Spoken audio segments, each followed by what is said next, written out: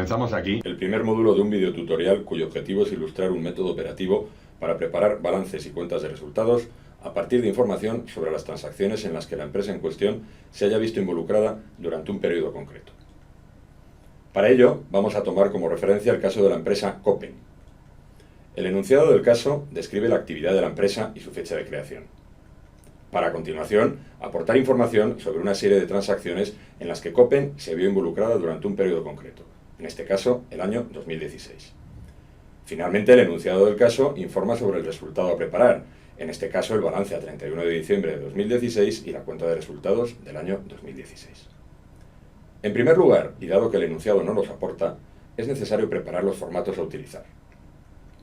En primer lugar, el formato del balance. Como se puede apreciar, no estamos utilizando el formato oficial del Plan General Contable de 2007, sino un formato tradicional. Desde la perspectiva conceptual con la que abordamos la contabilidad financiera, cualquier formato de los existentes es válido, salvo que un enunciado concreto defina qué formato utilizar, en cuyo caso solo se podrá usar el establecido.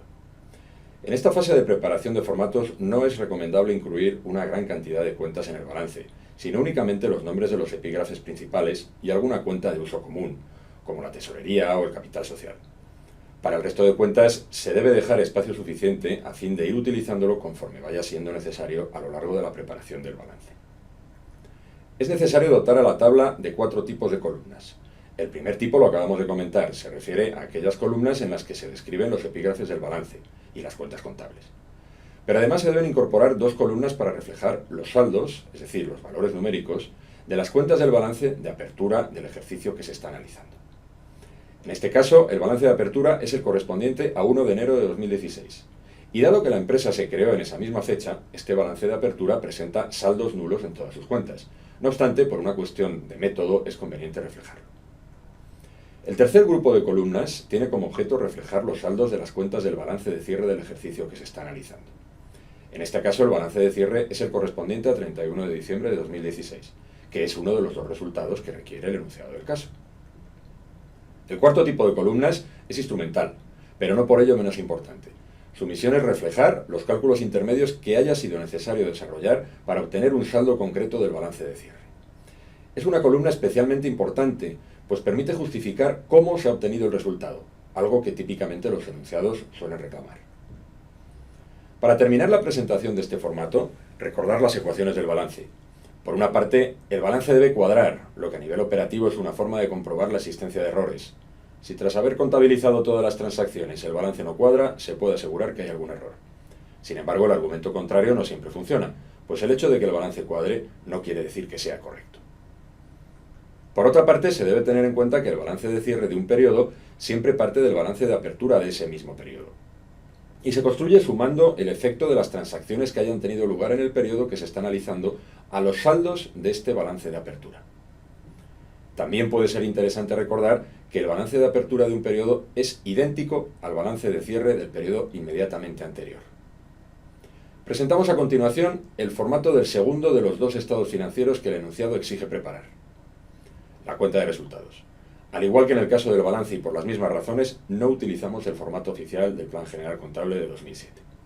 También, al igual que en el caso del balance, en esta fase de preparación de formatos no es recomendable incluir una gran cantidad de líneas en la cuenta de resultados, sino únicamente los nombres de los epígrafes y alguna cuenta de uso común, como el consumo de materias primas o la amortización. Para el resto de cuentas se debe dejar espacio suficiente a fin de ir utilizándolo conforme vaya siendo necesario a lo largo de la preparación de la cuenta de resultados. La columna que incluye signos es puramente ilustrativa. En un caso real no sería necesario incluirla. Su objetivo no es sino informar sobre el signo aritmético habitual de distintas partidas. Así, los ingresos tienen signo positivo y los gastos negativo, en coherencia con su significado, tal y como veremos más adelante. En los diferentes beneficios, EBITDA, EBIT, etc., no se incluye signo porque puede ser positivo si hay beneficios o negativo si hay pérdidas. También es conveniente incorporar al formato una columna para presentar los cálculos intermedios, con el mismo fin que en el caso del balance: justificar cómo se ha obtenido cada resultado concreto. El tercer y último formato a preparar es totalmente instrumental. Su objetivo es recoger de forma ordenada todos los cobros y pagos relacionados con las transacciones, a fin de facilitar el cálculo del flujo de caja del ejercicio. Al igual que en los formatos anteriores, se debe incluir una columna para volcar los cálculos intermedios que han permitido obtener cada resultado parcial.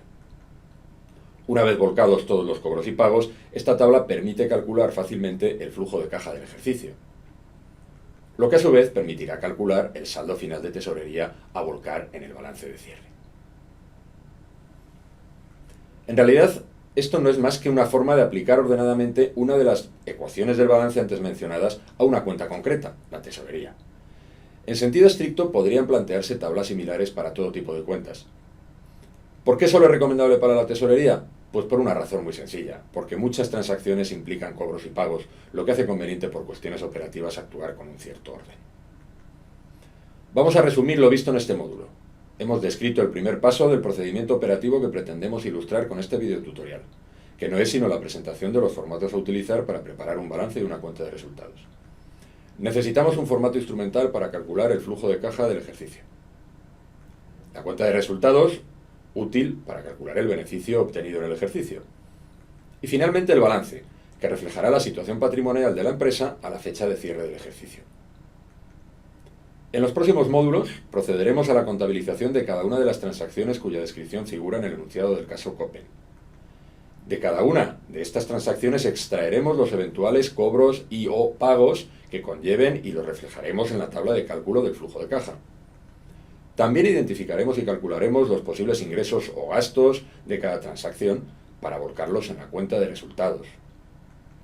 Y finalmente identificaremos otras variaciones de activos, pasivos o patrimonio neto relacionadas con cada transacción para reflejarlo en el balance. Una vez que hayamos analizado todas las transacciones, la tabla de flujo de caja y la cuenta de resultados estarán terminadas, pero no así el balance, pues los resultados de ambas también deben reflejarse en él. Efectivamente, tal y como acabamos de comentar, el flujo de caja calculado con la tabla instrumental se debe sumar al saldo inicial de tesorería, que en este caso es nulo, para calcular el saldo final de tesorería del ejercicio, reflejándolo a continuación en la correspondiente cuenta del balance. Para concluir, el resultado neto del ejercicio también tendrá su reflejo en el balance. El resultado neto puede tener dos destinos extremos.